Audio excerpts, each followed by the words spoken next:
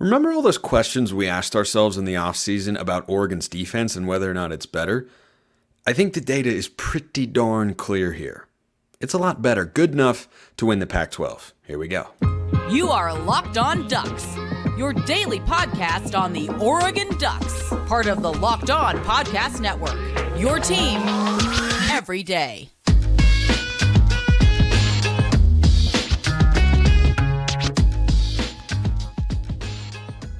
Yes, it is that time once again for Locked On Ducks. I'm your host, Spencer McLaughlin. Thank you so much for making this your first listen or your first view of the day, part of the Locked On Podcast Network, your team every day and your number one source to stay up to date with the Ducks. So if you have not already, please like, comment, subscribe, rate, review wherever you listen to or watch the show. We're marching closer to 4,000 on YouTube. We're getting there. So if you're watching and you haven't subscribed, please do. Today's episode brought to you by Prize Picks, the largest independently owned daily fantasy sports platform in North America. Go to prizepicks.com/lockedoncollege. Use code LOCKEDONCollege for a first deposit match up to $100. Defense, the offense, motivation levels, and more coming up on today's show. But I want to start talking about the defensive side of the ball because I got to thinking about the amount of time that we spent in the offseason asking ourselves questions, the amount of time that Dan Lanning spent getting questions, and he at one point got agitated, as we all remember, answering questions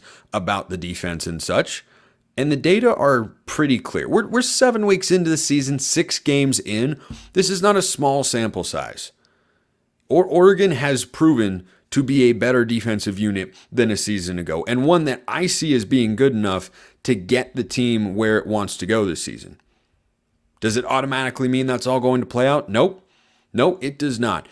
Does it mean they're capable? Does it mean that the ceiling is there, combined with what Oregon's capable of offensively? I believe the answer to that question is yes. And I'm not just speaking on conjecture here, though there is a component of that, of course.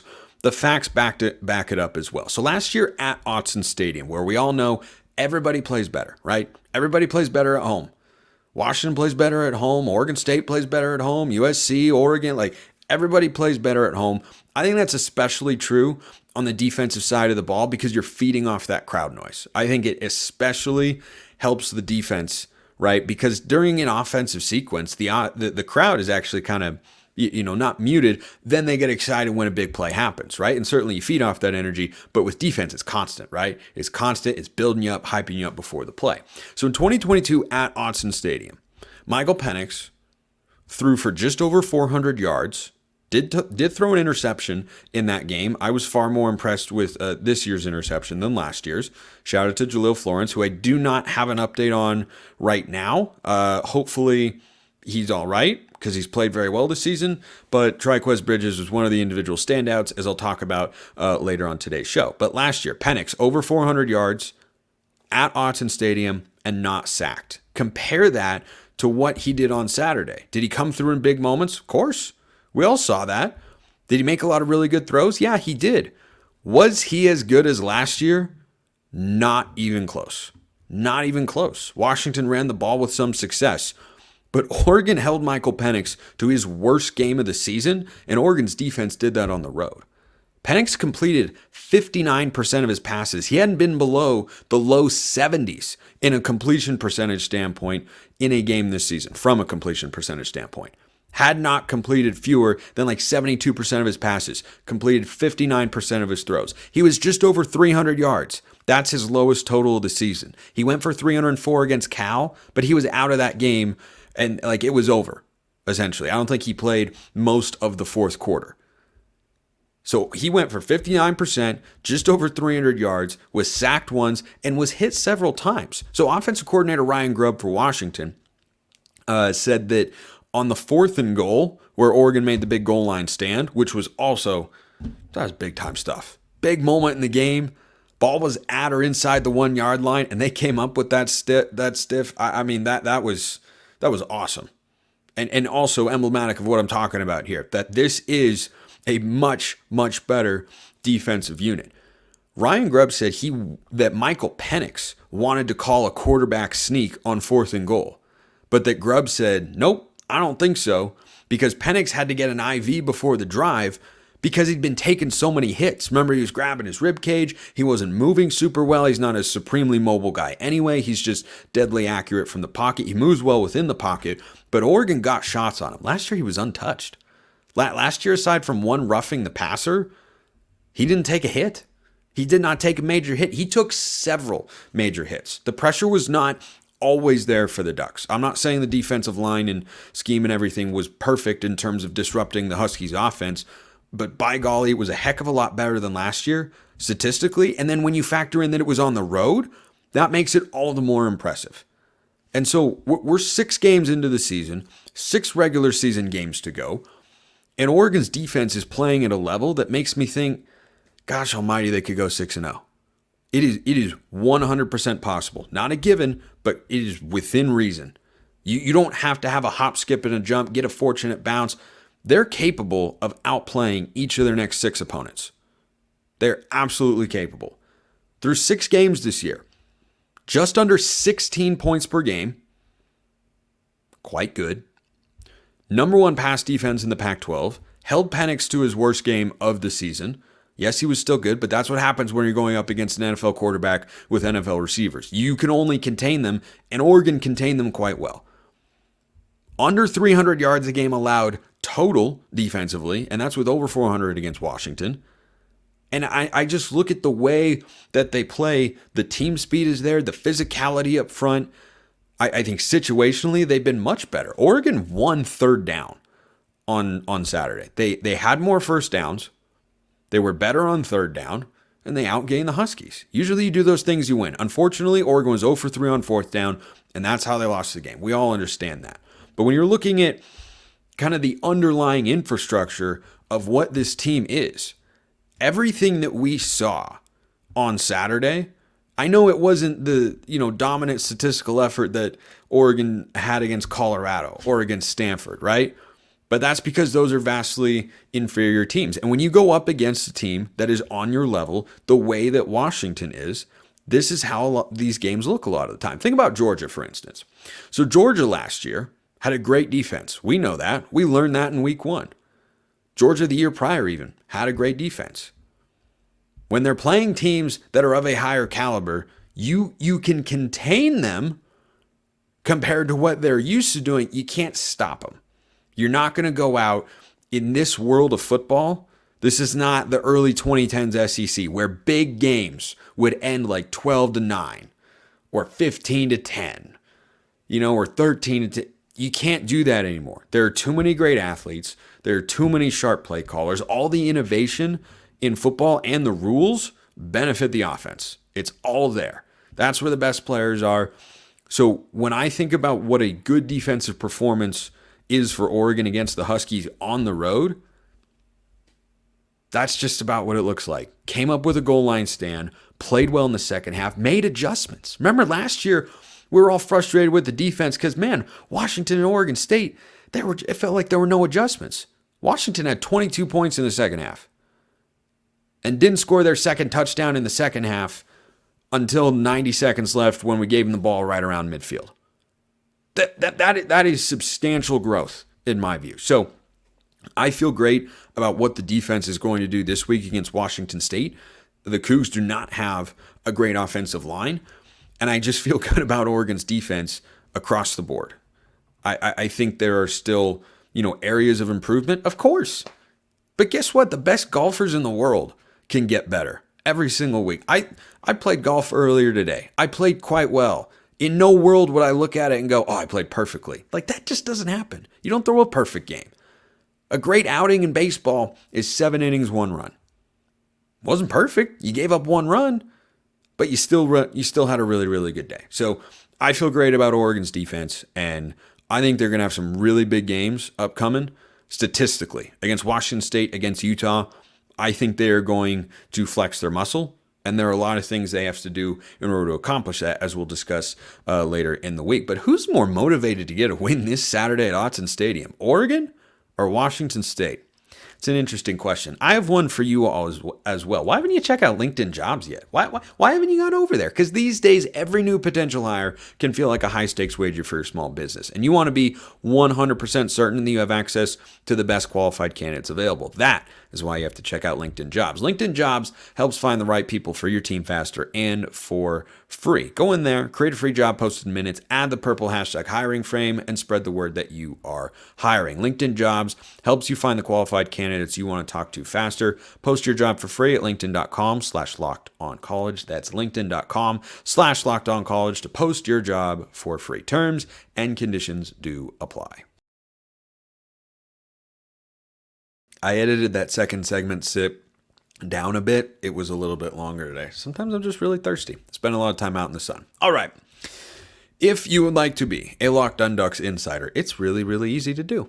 You get breaking news, the inside scoop, exclusive content delivered directly to your phone, plus one-on-one chatting with me, even more thoughts, breaking news as I hear or see it reported. Join the Locked On Ducks Insiders community now and be in the know all the time. Go to subtext.com/LockedOnDucks or click the link in the description below. Free trial period for 14 days, then just $5 a month, and you get even more Locked On Ducks, which I very much appreciate you all deciding to tune into today. You also get priority mailbag if you're over there. Just saying. So, first mailbag question of the show comes from the subtext. That's the way that we roll around here. Who do you think will be pumped up more this weekend? A team that lost a really close game in a heartbreaker, that would be us, or a team that got bumped huge by a team they should have beaten? This is an interesting question because you can readily make the argument in the media sphere either way. Washington State is playing for their season. If they want to have any hope of making the Pac-12 championship game, they'd have to have 2 losses, right? 7-2 team could get in. Happened last year. Possible, dare I say, likely to happen this year. So they are playing for that. They are playing with that urgency week to week.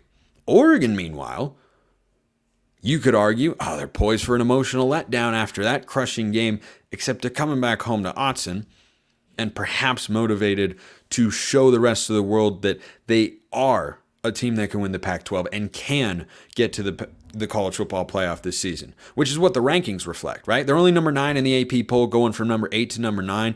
I was happy to see the AP voters got that right. In no world should Oregon have been dropped from the top 10. You reward the team that wins the game? Of course, that matters. But was Oregon vastly inferior? No. They outgained Washington, they out-first downed them, and they were better on third down. They just weren't better on fourth downs, and if they convert one of them, they win the game. Or if they make a field goal, maybe they win the game. So, I was glad to see that took place. But I'm not doubting the motivation level of Washington State, who are trying to avoid dropping their 3rd consecutive game.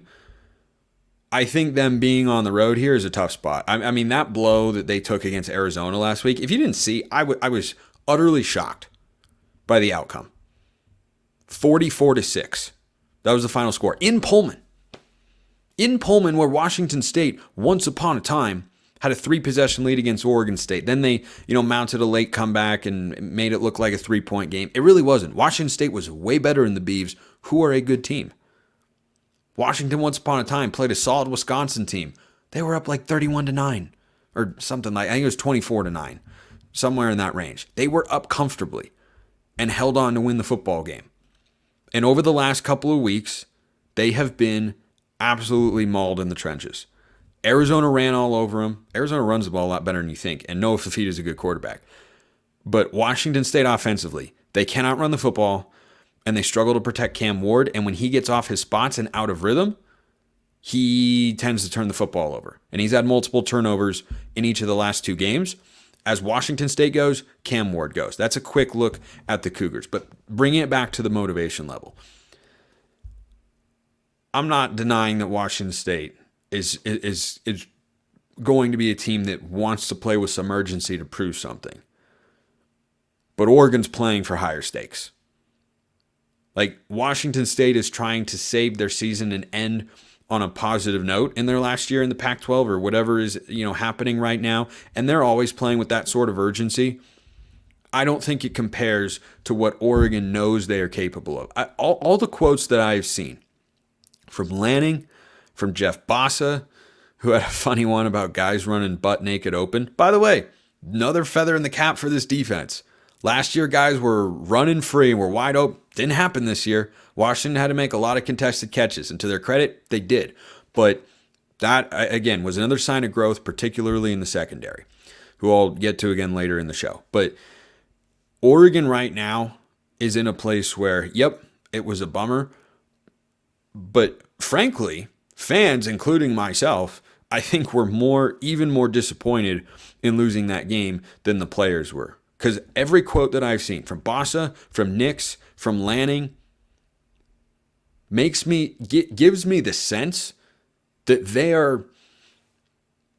are determined to rebound in a strong way and remind everyone of what the AP is sending as a message, putting them at number 9 this year. And that's, yeah, we're still a really good football team, and we know what we're capable of, and we came up just short, and that stunk, but we're still here to kick butt and take names. So I lean towards Oregon on the motivation standpoint because they have more to play for realistically this season. Washington State is always trying to make a statement that goes beyond just the game that they're playing right in front of them. I think Oregon is going to be just fine this week. Washington State is certainly, not a team you can just dismiss. I think Oregon's open as a 20-point favorite. There's a reason for that. I think they're going to come out playing with their hair absolutely on fire to remind the world and the conference and, Washington, frankly, who they, just lost to and might play again in the Pac-12 championship game. I don't think that's a guarantee, but it's a possibility. I think they're going to work as hard as we can possibly imagine to remind everyone what they're capable of. And I think that starts this week. Good question. Let's get to one that or a point that I had raised previously. So going into the Washington game, we're asking questions about the defense. How would they match up? I talked earlier in the show today. I felt like they did really well on multiple fronts. And the more I think about it, the more I like this team defensively. The more I think about it, the more I like them offensively too. And I didn't really have any concerns coming into the year outside of the offensive line. The offensive line that was shuffling some pieces around, incorporating some new guys, definitely had some returners, but Connerly's new at left tackle, Cornelius new player, JPJ's changing positions, Harper and Jones are back, and there's also a subtle shout out, not so subtle, but a overlooked standout on the offensive line, who I'll get to later in the show as well. But one thing that I talked about going into the Washington game was, okay, the one legit front seven Oregon had faced going into Saturday's matchup was Texas Tech. And it was on the road. And remember, Oregon didn't run the ball well in that game. It was 3.5 yards a carry. It was 113 yards. I'm pretty sure that's the lowest rushing total Oregon has had in a game all season. So I was wondering, how good is that going to be? Those concerns for me have been put to bed. Because Bucky Irving is awesome. And Jordan James is great. And the offensive line clearly knows what they're doing, and Stein knows with Carlos Laughlin how to scheme a rushing attack. Over 5 yards a carry on the road. I have no concerns. There are no concerns left. And this speaks to something larger about the offense and why, as I talked about on yesterday's show, I'm confident this is a team that can go to the Pac-12 championship game and can go to the college football playoff. I did not feel that way in 2021 after, pulled the big upset against Ohio State, but then lost the game to Stanford, okay? When that happened, for what was ultimately a 3-9 Stanford team, you realize, okay, this is a good team, but it can't be a great one. This Oregon team is good, and they can put together a great season. They have the pieces. Because right now, I have no qualms about the offense. None. Situational play calling. Okay, you can throw that out there. Oregon was really good on third down, by the way. They weren't good on fourth, but they were really good on third. I think the number was like 10 for 15. Like, that's outstanding. So their execution is not completely void. They just, in a couple moments, couldn't make one play that they needed to. Okay. That's the one area they got to work on, is executing one fourth down. So they can run the ball Bo Nix is great. The weapons are there. The weapons are deep. They know how to spread the ball around. I have absolutely, positively no questions remaining here offensively. I'm seeing an offensive line that can run block, one that can protect Bo Nix, and Bo knows what he's doing back there. I mean, he is playing at a really, really high level, and I'm appreciating him for every game that we've got left because, as we know, you don't always have great quarterback play. Sometimes it's Justin Herbert. Sometimes it's Bo Nix. Sometimes it's Anthony Brown. Sometimes it's Dakota Prukop. It's really, really good right now. Everything offensively feels really, really good. I got no questions. You might have a question for me, and that's, Spencer, who are your individual standouts who need a shout out, as is tradition here on a Tuesday show after a game? We'll talk about that after we talk about Prize Picks, which is the largest independently owned daily fantasy sports platform in North America, the biggest one. North America is the continent that we live on, by the way, in case you weren't aware. The easiest and most exciting way to play daily fantasy sports is just you against the numbers. You don't have to battle thousands of other players and pros and sharks and everything like that. You just pick more or less than 2 to 6 player stat projections and watch the winnings roll in. Prize Picks offers weekly promotions that can lead to big payouts like Taco Tuesday. Each Tuesday, Prize Picks discounts select player projections up to 25%, even more value. Go to prizepicks.com/lockedoncollege. Use that code LOCKEDONCollege for a first deposit match up to $100. prizepicks.com/lockedoncollege. Use that code LOCKEDONCollege for a first deposit match up to $100. Alrighty, individual standouts from Saturday. I love doing this on a Tuesday show because Monday's kind of, big picture takeaways and team trends and everything like that. But there's some homies that need some shouting out here on the podcast. And this is going beyond, the obvious guys all the time, right? Like Bo Nix, I can shout out every week, right? And I just don't want you to take him for granted. So that's, of course, a shout out because he was fantastic. And Troy Franklin was really, really good. But how about some other guys? How about these 3 guys? Like the running backs were really good, but we know and expect that. Here's what we didn't expect. Trikweze Bridges at one point in time was single-handedly keeping Oregon in the football game. Washington had the lead in the third quarter. Kyrie Jackson and Jahlil Florence collide and injure one another. And Jackson, of course, eventually returned to the game. Florence did not. Hopefully he's all right. I've always been high on him. But I was high on Trikweze Bridges coming into the season too. I said, look, he had a rough first half, but second half of the season, he was really quite good. And he showed you that on Saturday.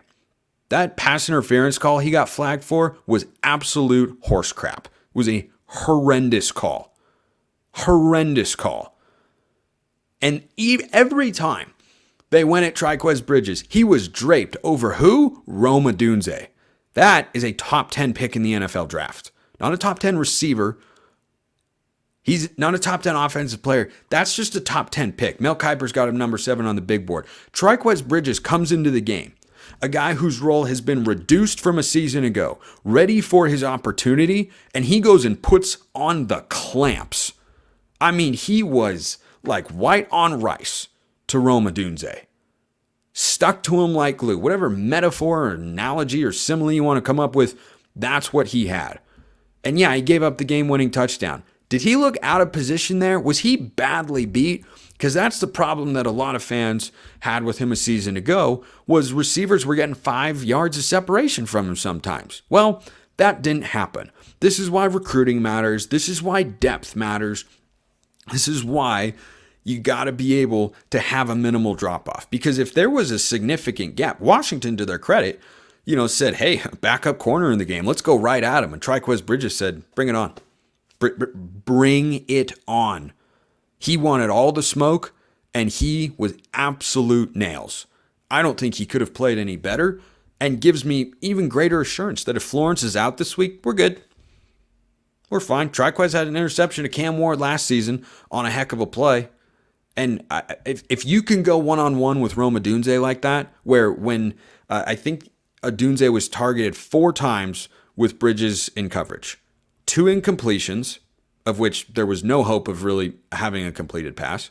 A contested catch for a touchdown, in which he was, a couple inches from knocking it away. And a pass interference that wasn't pass interference. If you can do that against the best receiver in the Pac-12 and probably the second best receiver in the entire country, to Marvin Harrison, yeah, I feel pretty good about what you could do against, anybody else. He also had a couple nice tackles. Yeah, that guy deserves a big, big shout out because he came up clutch when Oregon needed him to. He was called upon, and it can be easy to not have the right mentality when you have been essentially benched compared to what you were a season ago. Doesn't seem to bother him. Props to Trikweze Bridges. Gosh, he was good. How about Patrick Herbert? Patrick Herbert is having a fantastic season, kind of quietly. It got louder on Saturday when he caught the touchdown. But I mean, if you watch him, he looks healthy.